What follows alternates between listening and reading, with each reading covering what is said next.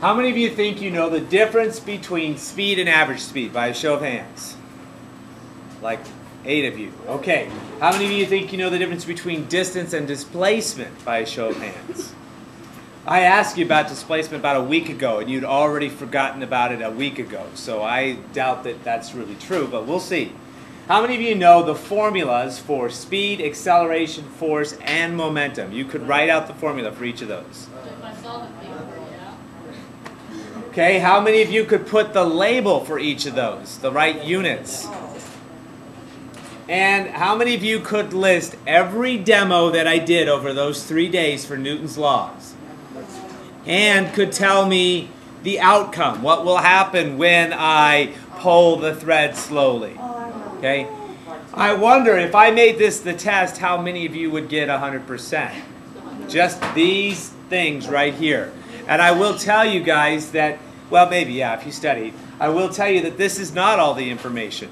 There are other questions about levers, about Rube Goldberg machines, other questions besides what you see here. But what I'm going to go through with you for about the next half hour, or a little less, is these guys, because these are the ones that are most commonly gotten, that students get wrong on the test. Okay? So if you want to add this to your notes, great. If you want to refer back to things as we go through it, that's great too. But we're going to take these one at a time, starting with the difference between speed and average speed. Who can tell me what the definition is for speed? Nobody. You just raised your hand, said that six or eight of you knew that. Matt? Speed of an object or how fast the object moves? No. Speed is not how fast the object moves. Yes. It's how fast, it's the motion between one object and a reference point. Okay, got the reference point in there. Jason? Many students think it's Distance impossible and to time. construct a Rube Goldberg Speed machine in the time equals provided in distance class. divided by And time. the materials Remember provided. that? I Hey guys, by the way, demonstrate you now that can't you can define make a Rube word. I mean, you Goldberg can, machine but you with shouldn't 8 define a word by machines, using 4 of which are the different. word in the sentence. 10 minutes. Speed is and how only fast the you're going, materials speed is your supplied, speed. That doesn't really with a tell me few anything new. exceptions. To We make need to this know two machine, things, I needed distance some and a string or time. yarn. When we know those, needed we some can find wire to speeds. When I just attach ask what the speed parts is, so it's they would work distance divided reliably. by time. I used How a is that few different washers than and a from couple paper average clips speed? as counterweights. I needed a cup. Average And I speed needed is an index total card. distance Service my divided by flag. total Simply draw on that to draw time. the flag. Also Okay. have some rubber bands Now, what here. I often hear when I And ask the only students that tools question is required they tell me were average something to speed poke is the holes average of all the into my speeds. cup. No, it's And not. that's We don't it. take all of our individual Now my machine speed begins over measurements here and average with them a together. wheel and axle. We never I did turn that the in wheel, here, if you applying recall. We a did small average force over a times long together, distance. but we never and the averaged axle speeds gives me together. a large But we did force find over a short average distance. speeds. For average That will speed, pull up the pulley, all I care which about pulls is, down, okay, you went from here to here. Pulls up on I one need end to of the know first class that lever. distance. What's the The other total end goes distance? down, I pull from And the I middle, need to know the upper supply. Here my resistance is how on the much opposite time end. did it take That to go pulls from the here pulley, to which there. pulls the pin out, Those are the releases two the things marble I need to know. down. The I could decline care is less if you the stop ball part of falls the into way. cup. If you went From really the fast and first then went class lever backwards off and of then went balance, forward. allowing None you to of this strike matters. the third class All that lever matters or to me mouse is pad. how The first far class did you lever go, has the pull how from much middle time pin, did it effort, take. and resistance on That's how we opposite find ends. average speed. Yes. My third class lever, the mouse trap, I'm trying the to air out the fulcrum is the pivot point right here where the All right. spring is located. Now, The there is effort another one is that people where often get confused the, too, and that is lever constant is speed. attached. How is And the constant resistance speed is different represented by than the string average we're speed or going to just have plain to old pull. speed? That's the resistance of the What force. do I mean when I say constant speed, Jason? And then finally the Doesn't string change. pulls through a pulley So, using our flag. for every, let's say you go 10 meters, that's going to happen in 10 seconds. Then every 10 seconds, I'm going to go 10 meters farther. It's unchanging. Is that common? Do a lot of things travel at a constant speed? The flag raises No. 8 inches. Even things that you think that are simple. constants, like how fast the Earth rotates, how fast the Earth revolves around the sun. Those aren't constants that are totally unchanging. They change, and they change very slowly. Eventually, we will slow down. Eventually, the Earth will slow down its rotation more and more and more until it's no longer moving. Okay? And so the length of the day, the length of the year, those things are going to change very, very slowly, but they do change. Even a car on cruise control doesn't travel at a constant speed. It does change. There's lots of things in the universe that are causing things to slow down. So constant is a very rare thing, but speed and average speed we use a lot. All right, the next one. I asked you about this before, and I don't know if Brianna knew the answer, but somebody did. One person, I think, knew the answer. Everyone else had forgotten. Who could tell me the definition for distance? Zach? How far an object travels, like its path. Okay, so length of the actual path. And how is that different from displacement? Brianna? Displacement just from start to finish. Okay, so in this particular example, example A, which is greater, distance or displacement? They are the same. Distance is the length of the actual path. We follow the line that we traveled along there. Whereas displacement, as Brianna pointed out, is the difference from start to finish. Well, that distance is the same as this actual path. That's not always going to be the case. Example B. Which is greater, distance or displacement? Okay, so the actual path here, represented by the red dot that we travel, is going to be greater than the distance from here to here, from start to finish. So my distance is great, but my displacement is small. Example C. Which is greater, distance or displacement? They are the same. What is my displacement here? All the way around the. No, it's Give me a number. 0. 0. I have no displacement. If I come back to where I start, my start and finish are in the same spot. So I say my displacement is 0. My distance is whatever this actual path is, however long that is. Now, this was important, and I brought this up because of one basic concept. Speed uses distance over time. Okay? Where do we use displacement then? When do we need to know this displacement business? We didn't really use it in this class. When would we use it? Not when we're measuring speed, but velocity. At least one of you remembered. Velocity is displacement over time. Okay? Now, for right now, that's not important to you guys because when we measured our distances, we were doing straight line things. And we weren't concerned with displacement. And in this case, if I measured the speed and I measured the velocity, would they be the same or different here? Same. Whatever the speed is, the velocity is going to be the same. Do you see why? Because this is going to be the same as that. Okay? If this is the same as that, and this is already the same, then the answer is going to be the same.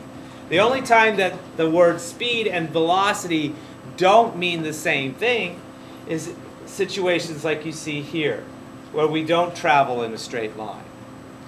You're going to get into velocity more later on in physics. Okay? But for right now, I just want you to understand that when we use the word velocity, when we use the word speed, they mean the same thing if we travel in a straight line.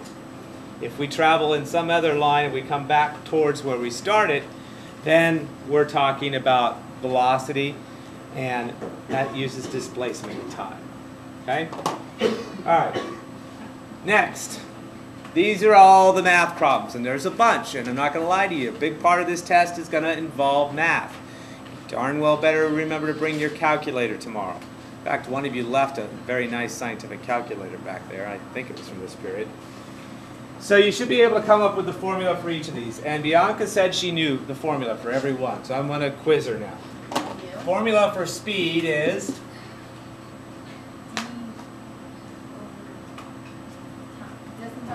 good. That's 1 out of 4.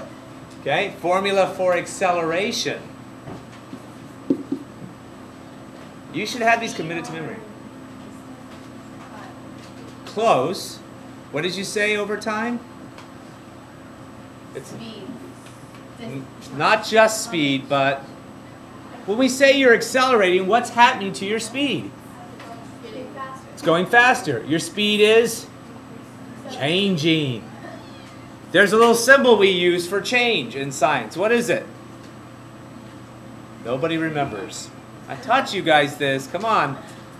Little scientific symbol. Same as the name for this muscle right here. Tricep. T. Deltoid. Deltoid. Delta. The delta is a symbol that in science is short for change. If I write delta T, EMP, I'm looking for the change in temperature.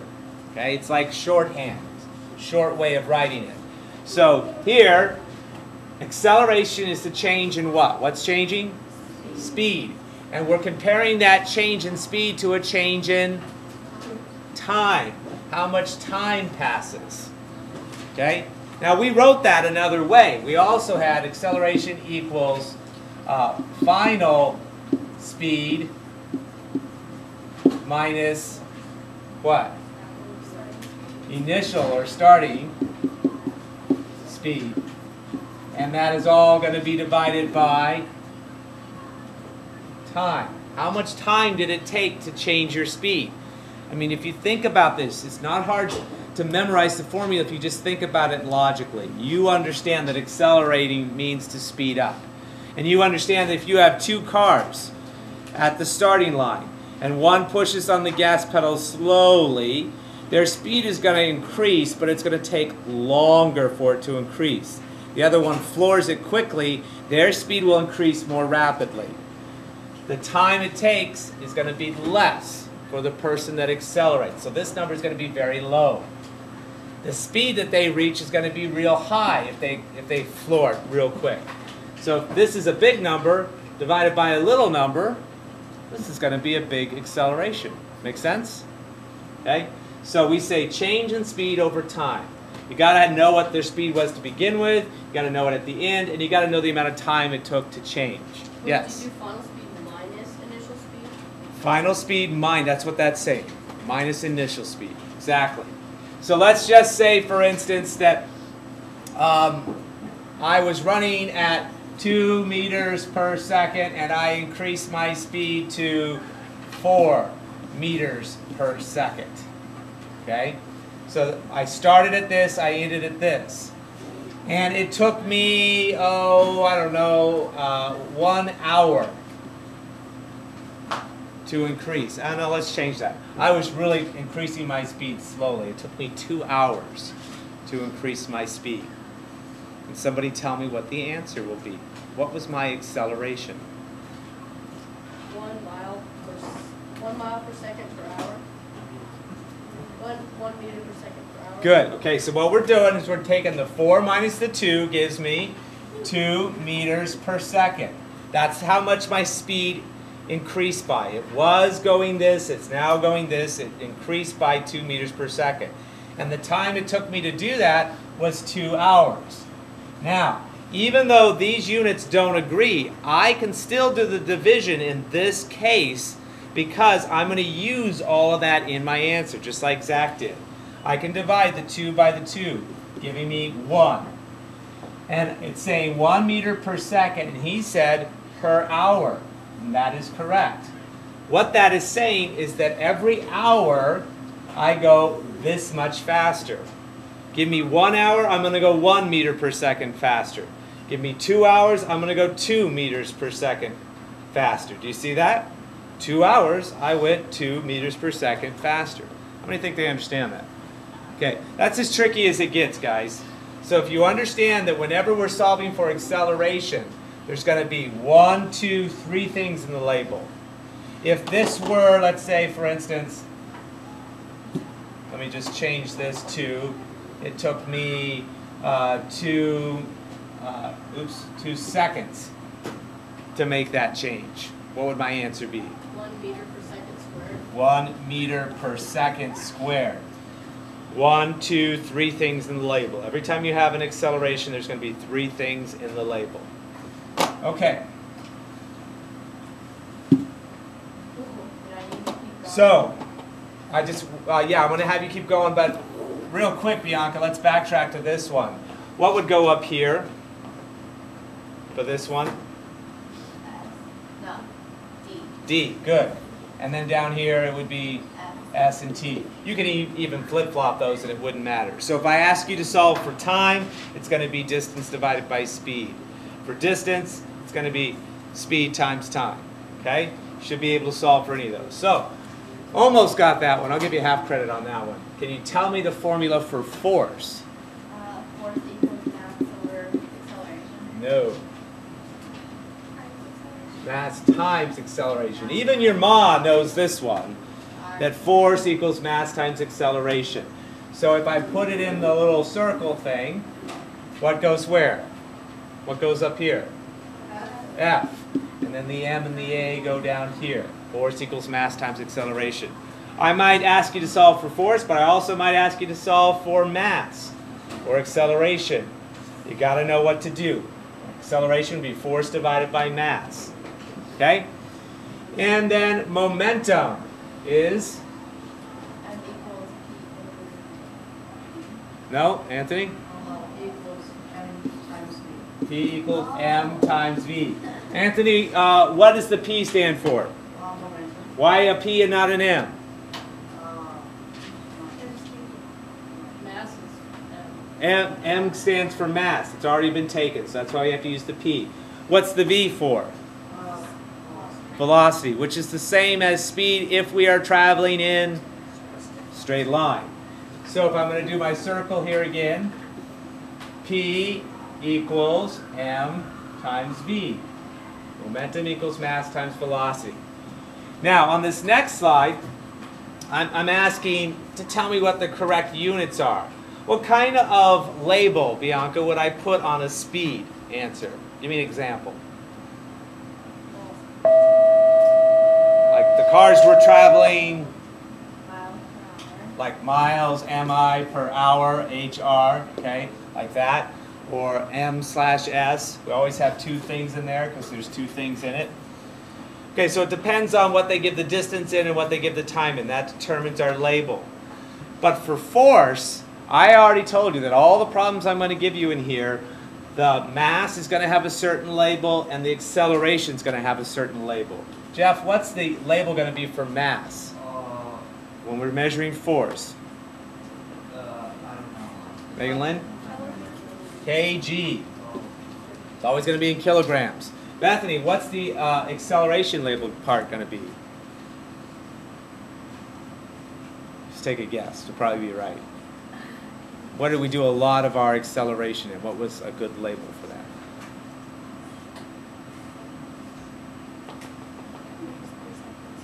Meters per second squared. Okay? I'll always give you the mass in that and the acceleration in that. And what are you supposed to do with those two things? Multiply. So you could argue that that is the correct label for force, because that's what we did. We took the kilograms and we multiplied them times the acceleration. So you'd say that's the correct label for force. But what we do is we abbreviate this. Instead of writing all of this as our label for force, what do we put instead? Capital N, short for newtons. So when you get an answer, you're solving for force, the capital N goes on it. Now here's a trickier question though. Let's say that you're not solving for force. Let's say you're solving for mass. So I tell you the number of newtons and I tell you the acceleration. They had 10 newtons of force at an acceleration of 5 meters per second squared. What's the answer? 10 newtons of force, the acceleration was 5 meters per second squared. Devin? 2 kilograms. See, you knew it was 2 because 10 divided by 5 is 2, but it has to be kilograms. Why? Because if I have newtons and I have meters per second squared, the answer has to be in kilograms because that's where newtons comes from kilograms being multiplied by meters per second squared. Okay, so I may ask you to solve for any one of those.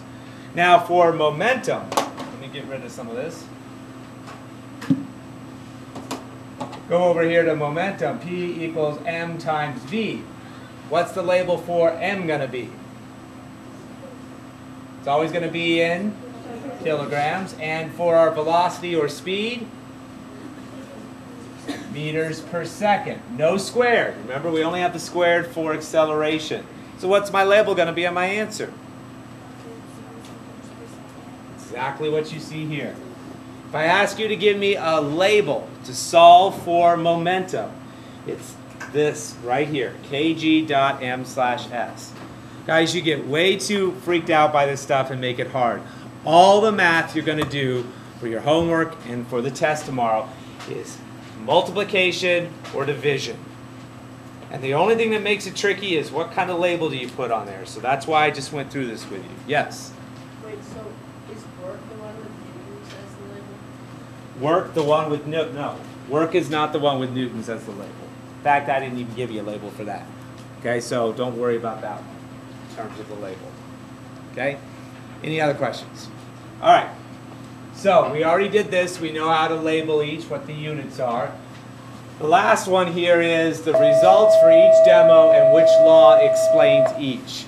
Give me some of the demos that you remember. The raft. The what? The raft. Raft. Yeah, blow your own sails.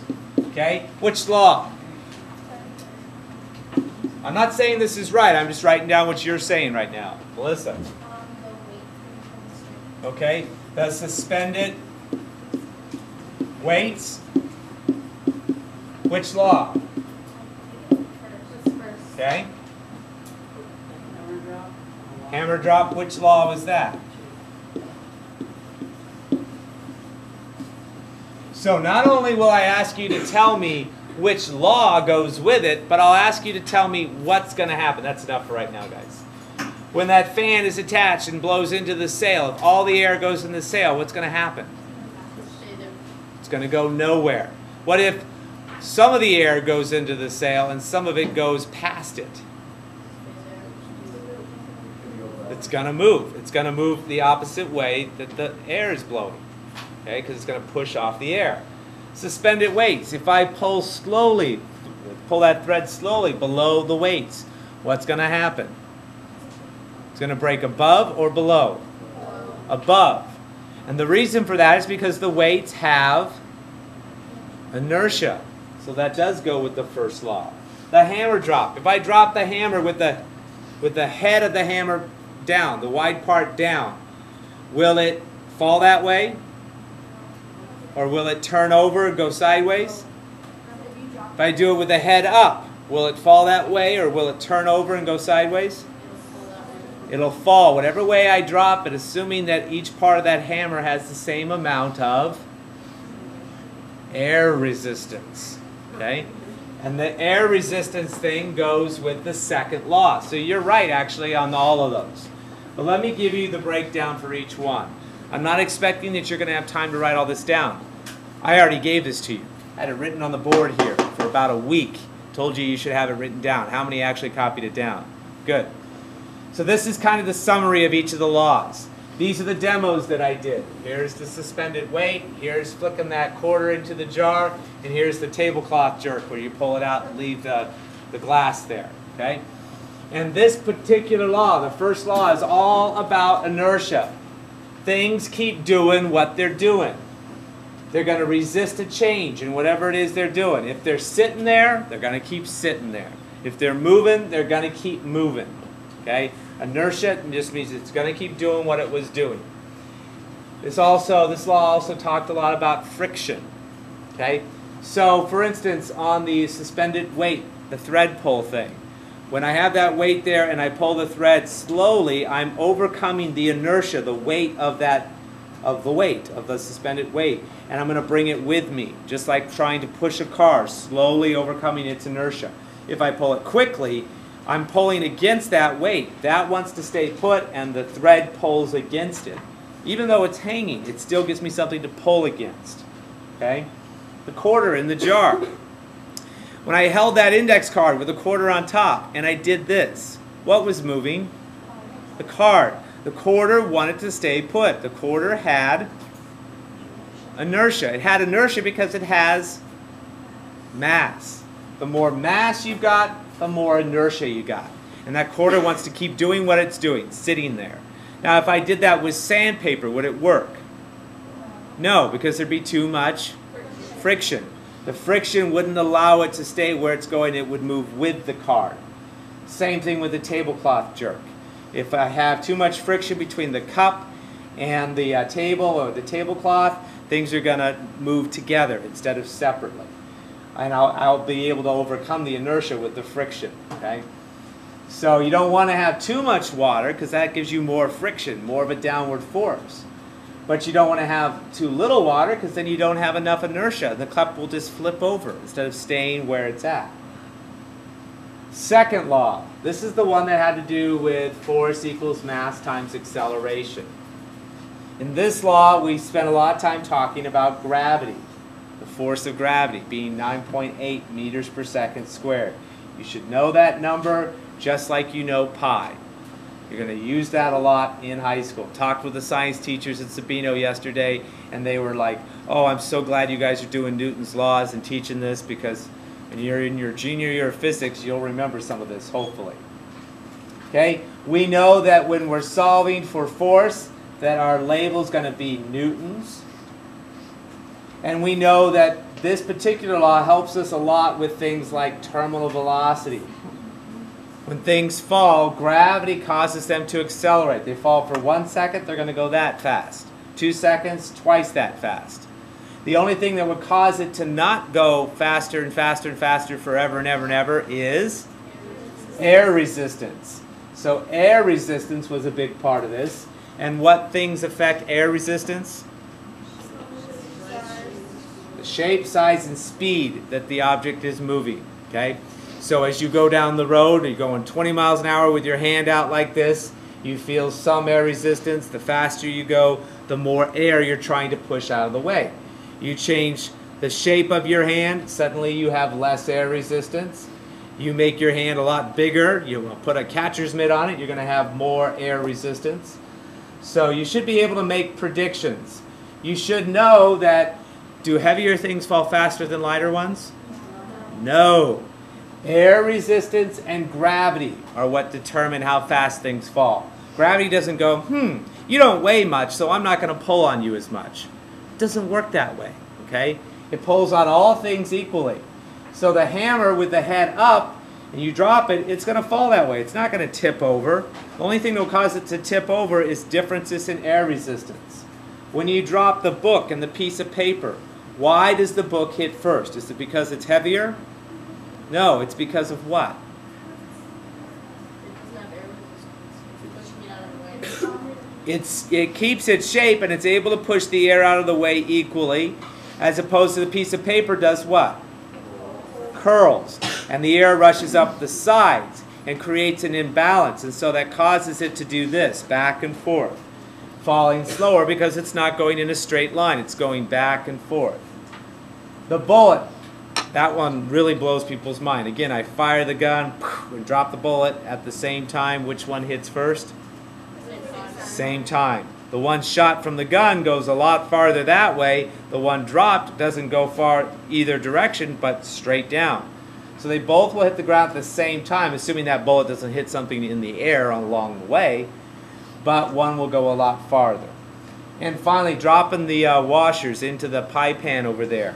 How would you describe that sound? It's sped up because the top ones have more time to fall faster. There you go. Yeah, we had that long string of washers, and the one that was falling the longest, this one's obviously going to hit the pie pan first.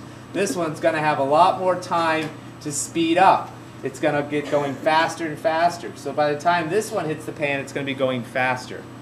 You know, one of the reasons people get confused about heavy objects falling faster than lighter ones is because of your experience. You think that heavier things fall faster than lighter ones because you know they do more damage. Well, the damage you see a heavy object doing when it falls is not because of the speed it's moving at alone, it's because of its mass. If you're laying on the ground there and I drop a ping pong ball on your head from the same height that I drop a bowling ball, they'll probably fall and hit you at close to the same speed. But the reason the bowling ball does more damage is because it has more mass. Okay? mass times acceleration is going to give you a lot more force on your head. So yes, it hurts more. Yes, it makes a bigger dent in the ground. But it's not because it's falling faster. Okay? Last law, the third law, is the law of conservation of momentum, or we call it the action-reaction law. For every action, equal and opposite reaction. Some of you said in your write-up for the Rube Goldberg machine that the pulley pulling down causes the other end to go up, and that's an example of this law. No, that's not. Okay? One force going one direction, another force going the opposite direction is an example of this law. Like when you pop a balloon and the air blows out of the balloon and the balloon goes the opposite direction. Force of the air coming out of the balloon and the balloon going this way, those two forces are equal and opposite. Newton's cradle, I pull back one ball, what's going to happen? Oh, you have to drop it. I have to drop it first. Nothing's going to happen. When I release the one ball, what happens? One ball comes out. Does it come out exactly an equal distance that this one started at? Well, this says equal and opposite. Why doesn't it come back an equal distance? Air resistance. What other forces are pulling it down? Gravity. Okay. So when I do the pendulum swing, and you do it properly, you pull the weight back. Knock it over rockets. Excuse me for a second. You pull it back to your chin back here, and you release it without moving forward. Will it hit you? Will it come back as far as it started? No. It shouldn't, because air resistance should slow it down. Now, if you give it a push, will it come back as far? Yes, it'll come back probably farther and hit you. You cannot have somebody that can blow a lot of air, stand on a boat, blow the sails, and make the boat go forward, any more than you could have a fan attached to that boat. Here's your boat. Here's your fan. Here's your sail. The air pushes against the sail. The sail is attached to the boat. It's going to push the boat this way. But the fan is going to blow against the sail, causing the fan to want to go that way. Because they're both attached to the same boat, this force and this force are equal and opposite. And the boat goes nowhere. Okay? Should be able to make that prediction. Lastly, the ping pong ball drop. When you drop the ping pong ball on top of the golf ball, what happens when they hit the ground? Why does the ping pong ball shoot off? What's the main difference between the ping pong ball and the golf ball? Mass. Because this ball has more mass than that ball, when it strikes the ground, what's the formula for momentum? Mass times velocity. Okay? So this law is about conservation of momentum. Up here we said one ball goes in, one ball comes out. They equal one another, just like on the sail thing. Here we're going to actually look at the math. When these two fall, they're going to fall at the same speed. They're basically the same size and shape. So they have basically the same air resistance. So they fall at the same speed.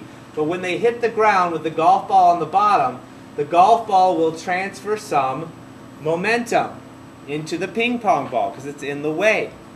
That ping pong ball then, it didn't have as much momentum, right? This number is smaller because it had less mass. But it just gained some momentum. So if this is going to go up, if we're going to give this thing some momentum, something had to change. Either we had to increase the mass of the ping pong ball, or we had to increase the velocity. Well, you can't just suddenly have the ping pong ball gain mass, become a lot heavier. So the only thing that can happen is it has to go faster. You see the same thing when some big heavy football player hits a really light one. Looks like he's not going that fast. He hits him. The little light one goes ching, goes flying off. Okay? This means that that energy was transferred into this ball, causing it to shoot off rapidly. Okay? The momentum wasn't lost, it was conserved. It didn't just go away. Okay?